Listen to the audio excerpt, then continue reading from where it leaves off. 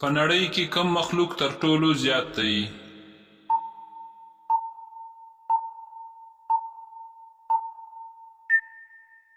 جواب دی مایان.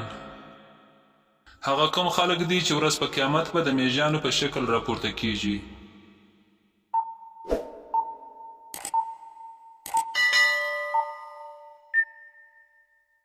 جواب دی کبرجن خلق.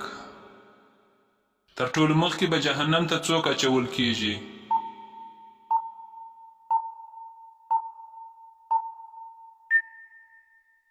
جواب دی قابیل. د الله په نزد تر ټولو طاقتور انسان څوک دی؟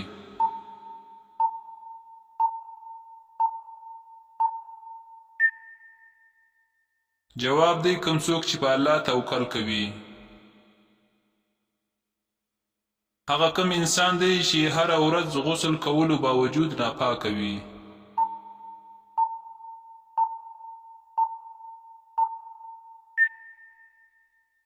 جواب دی مشرک کوم څوک چې د الله سره شریک نسی. هغه کوم ځای دی چې هلته ټول کښېنستلی سي خو ته نسې کښېنستلی؟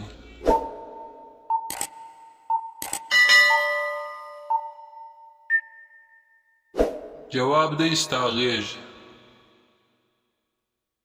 کال په 12 میاشتو باندې کوم هیواد تقسیم کوي؟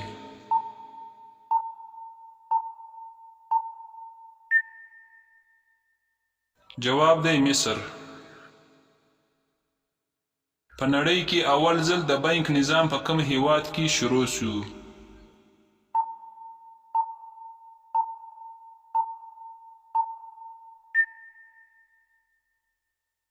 جواب دی په ایټلی کې. هغه کوم جماعت یا مسجد وو چې د الله جل جلاله ناخوښه وو؟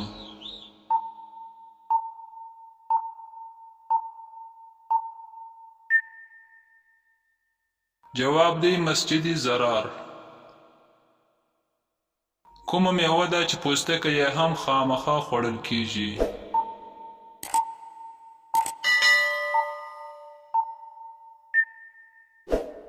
جواب دی خرما.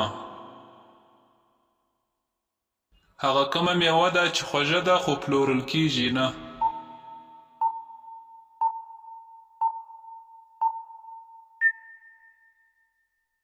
جواب دی د صبر میوه.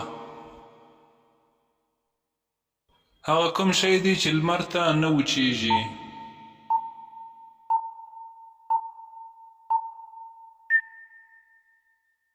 جواب دی خوله.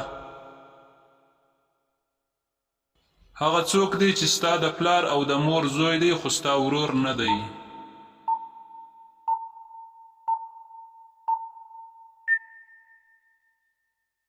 جواب دی ته خپله یې. د کوم لمانځه وروسته خوب کول مکروه دی؟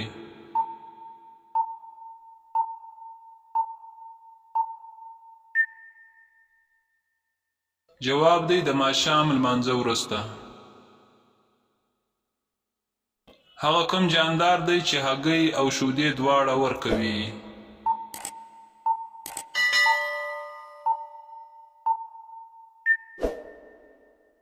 جواب دی دکاندار.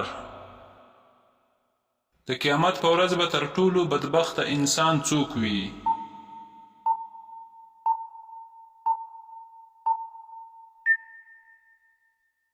جواب دی کوم څوک چې خپل د میرمنې رازونه بیانوي.